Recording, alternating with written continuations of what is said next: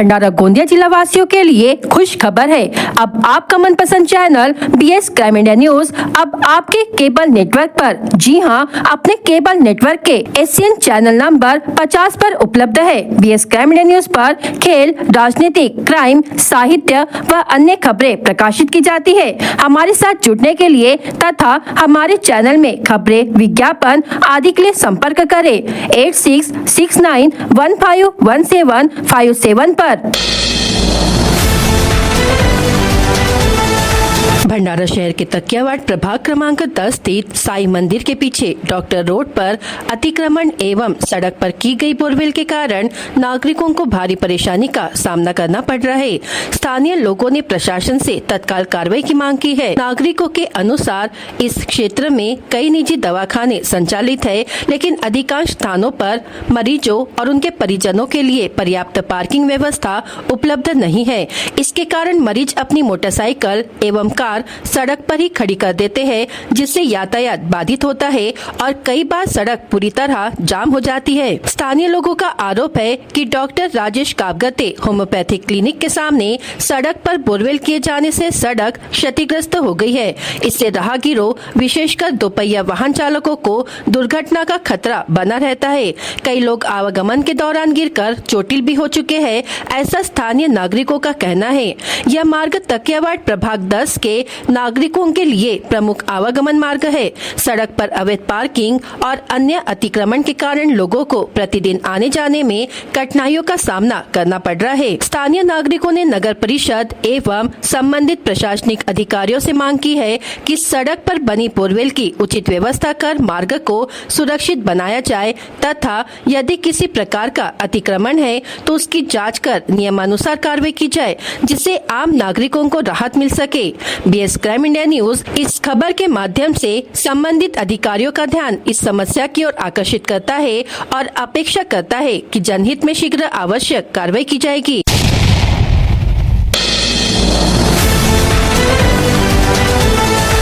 संविधान हत्या दिवस के अवसर पर भारतीय जनता पार्टी भंडारा जिला की ओर से देश में आपातकाल के दौरान लगाए गए प्रतिबंधों और लोकतंत्र पर पड़े प्रभाव को याद करते हुए विभिन्न कार्यक्रमों का आयोजन किया गया। इस दौरान आपातकाल के समय लोकतंत्र और संविधान की रक्षा के लिए संघर्ष करने वाले तथा मीसा के तहत गिरफ्तार किए गए मीसाबंदियों के घर जाकर उनका शॉल, श्रीफल और पुष्पगुच्छ भेंट कर सम्मान किया गया। भाजपा पदाधिकारियों ने लोकतंत्र की रक्षा के लिए उनके योगदान के प्रति कृतज्ञता व्यक्त की। कार्यक्रम में भाजपा जिलाध्यक्ष आशु गोंडा ने विनोद बांते, चैतन्य उमाड़कर, प्रशांत खोब्रागड़े, कल्याणी निखाड़े, कल्पना कुर्जेकर, विजय लिचड़े, अजेश वाघमारे सहित अन्य पदाधिकारी एवं कार्यकर्ता उपस्थित रहे। इस अवसर पर वक्ताओं ने कहा कि आपातकाल के दौरान नागरिकों के मौलिक अधिकारों का हनन हुआ था और लोकतांत्रिक संस्थाओं पर गंभीर प्रभाव पड़ा था। उपस्थित सभी लोगों ने लोकतांत्रिक मूल्यों और संविधान की रक्षा के लिए सदैव प्रतिबद्ध रहने का संकल्प लिया। भाजपा नेताओं ने कहा कि संविधान और लोकतंत्र की मजबूती के लिए जन जागरण अभियान आगे भी जारी रहेगा।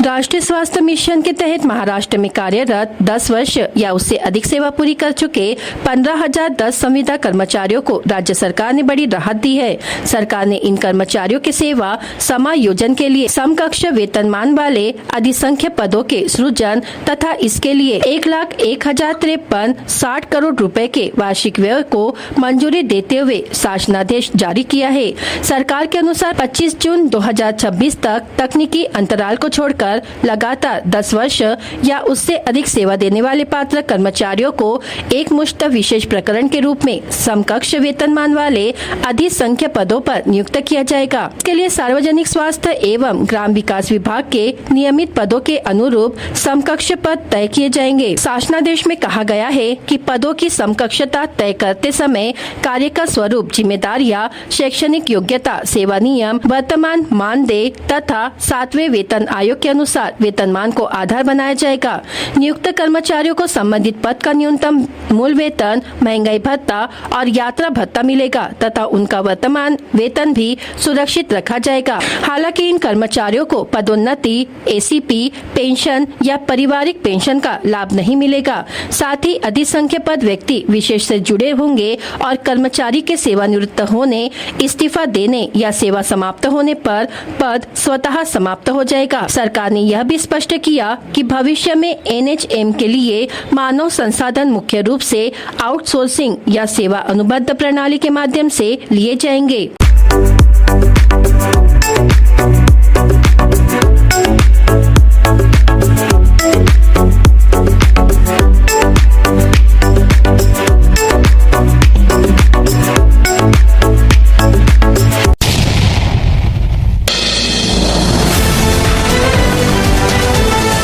गोंदिया की राजनीति में एक बार फिर हलचल तेज हो गई है। कांग्रेस के वरिष्ठ नेता वीरेंद्र जायसवाल ने पार्टी में दोबारा सक्रिय भूमिका निभाने का ऐलान करते हुए बड़ी घोषणा की है। उन्होंने कहा कि पूर्व प्रधानमंत्री राजीव गांधी की स्मृति में गोंदिया शहर में जल्द ही उनकी प्रतिमा स्थापित की जाएगी। इस घोषणा के बाद कांग्रेस कार्यकर्ताओं में उत्साह का माहौल है। वहीं जिले की राजनीति में भी इस फैसले को लेकर चर्चाएं तेज हो गई है। कांग्रेस के वरिष्ठ नेता वीरेंद्र जायसवाल ने पार्टी संगठन को मजबूत करने के उद्देश्य से फिर से सक्रिय राजनीति में लौटने का फैसला किया है। इस दौरान उन्होंने घोषणा की कि पूर्व प्रधानमंत्री राजीव गांधी के विचारों और योगदान को नई पीढ़ी तक पहुंचाने के लिए गोंदिया में उनकी प्रतिमा स्थापित की जाएगी। जायसवाल ने कहा कि राजीव गांधी ने देश के विकास और आधुनिक भारत की नींव मजबूत करने में महत्वपूर्ण भूमिका निभाई थी। इसके लिए उनके विचारों को जन जन तक पहुँचाना समय की आवश्यकता है। इस घोषणा के बाद कांग्रेस कार्यकर्ताओं में नया उत्साह देखने को मिल रहा है। अब सबकी निगाहें इस बात पर है कि राजीव गांधी की प्रतिमा स्थापना का कार्यक्रम कब आयोजित होगा और वीरेंद्र जायसवाल की सक्रिय वापसी से गोंदिया में कांग्रेस को कितना राजनीतिक लाभ मिलेगा।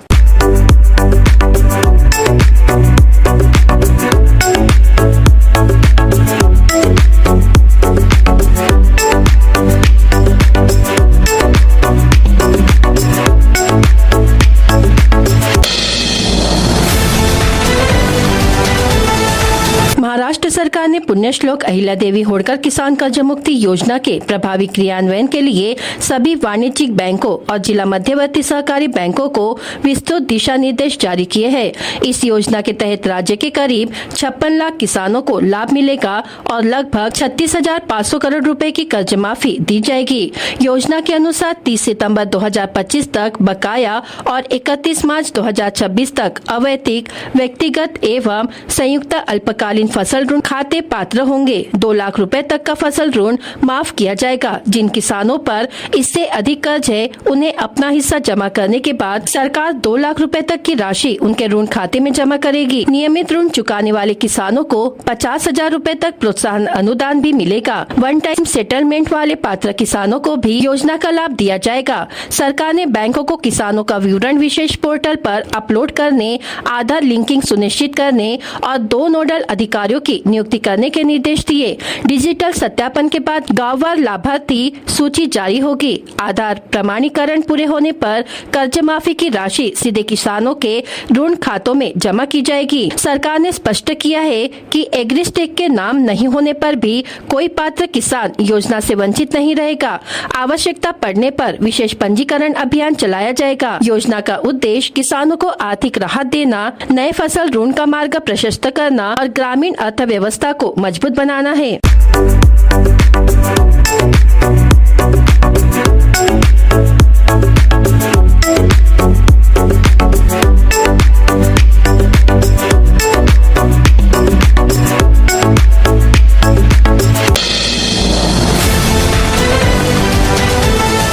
नीट, एमपीएससी और टीईटी सहित विभिन्न प्रतियोगी परीक्षाओं में लगातार सामने आ रहे पेपर लीक मामलों के विरोध में गुरुवार को राष्ट्रवादी कांग्रेस पार्टी और प्रभावित विद्यार्थियों ने जिला कलेक्टर कार्यालय पर प्रदर्शन किया। प्रदर्शन के बाद मुख्यमंत्री के नाम मांगों का ज्ञापन निवासी उप जिला फाल्के को सौंपा गया। लगातार हो रही पेपर लीक की घटनाओं से लाखों मेहनती विद्यार्थियों का भविष्य संकट में है। सरकार परीक्षा प्रक्रिया को पूरी तरह पारदर्शी, सुरक्षित और जवाबदेह बनाए। सभी शासकीय प्रशासकीय भर्ती एवं प्रतियोगी परीक्षाओं के लिए आधुनिक तकनीक आधारित परीक्षा प्रणाली लागू की जाए। पेपर लीक गिरोह और इसमें शामिल दलालों के खिलाफ कड़ी कानूनी कार्रवाई कर फास्ट ट्रैक कोर्ट में मुकदमे चलाए जाए। साथ ही बार बार हो रहे परीक्षा घोटाले की नैतिक जिम्मेदारी लेते हुए राज्य के शिक्षण मंत्री से इस्तीफे की मांग भी की गई।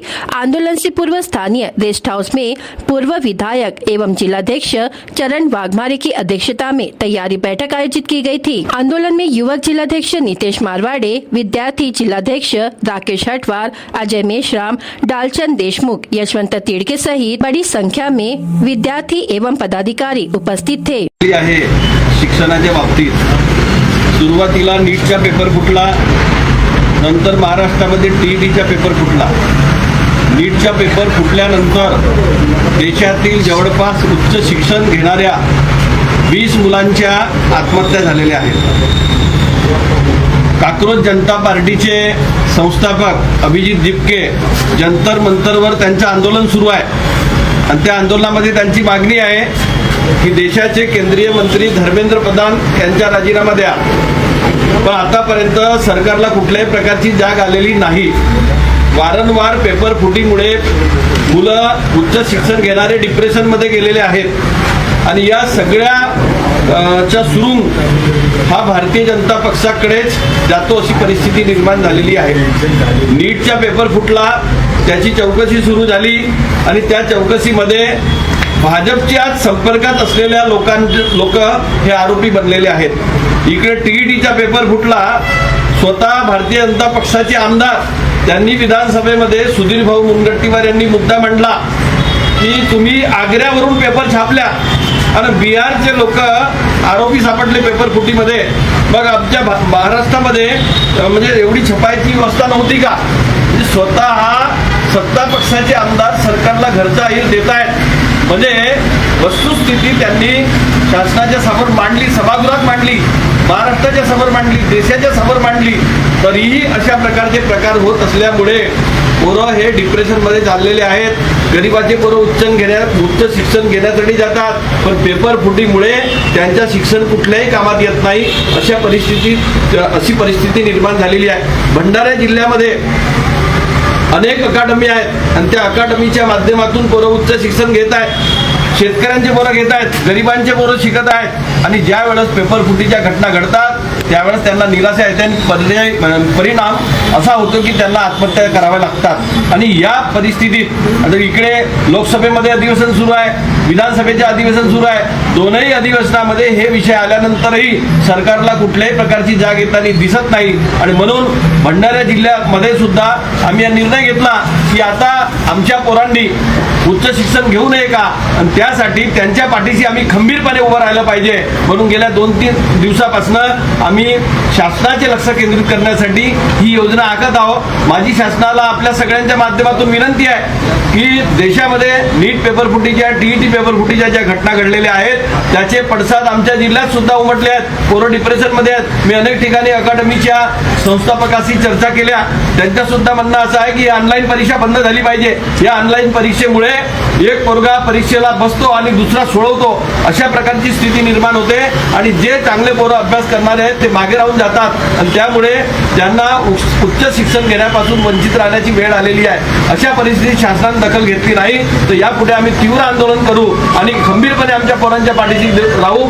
या जिल्ह्यामध्ये जे उच्च शिक्षण घेणारे मुलं आहेत त्यांच्या अनेक समस्या आहेत, या समस्याच्या निवेदन आम्ही मुख्यमंत्र्याला मान्य जिल्हाधिकाऱ्याच्या मार्फत देणार आहोत। त्या समस्या मुख्यमंत्र्यांनी, राज्य सरकारने, केंद्र सरकारने सोडवाव्या अशी आमची मागणी आहे। माझी आपल्या माध्यमातून पोरांना विनंती आहे की तुम्ही म्हणजे या प्रकरणाला धरून डिप्रेशनमध्ये जाऊ नका।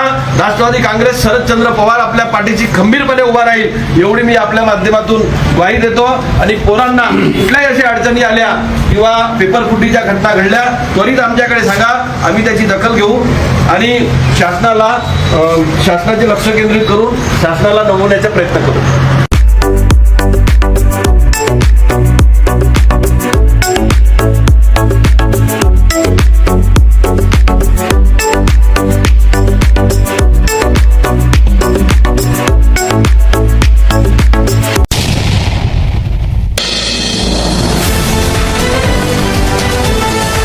भंडारा पुलिस की स्थानीय अपराध शाखा ने नशीले पदार्थों के खिलाफ अभियान के तहत बड़ी कार्रवाई करते हुए एमडी ड्रग्स का सेवन करते 4 युवकों को गिरफ्तार किया। कार्रवाई के दौरान पुलिस ने करीब 12 लाख रुपए मूल्य की मारुति अर्टिगा कार सहित कुल 12,10,000 रुपए का माल जब्त किया। पुलिस के अनुसार स्थानीय अपराध शाखा के उप निरीक्षक गंगवानी अपनी टीम के साथ पेट्रोलिंग कर रहे थे। इसी दौरान पुलिस थाना जवाहरनगर क्षेत्र में राष्ट्रीय राजमार्ग के किनारे 4 युवक संदिग्ध अवस्था में मिले। एनडीपीएस अधिनियम के सभी प्रावधानों का पालन करते हुए पंचों की मौजूदगी में उनकी तलाशी ली गई।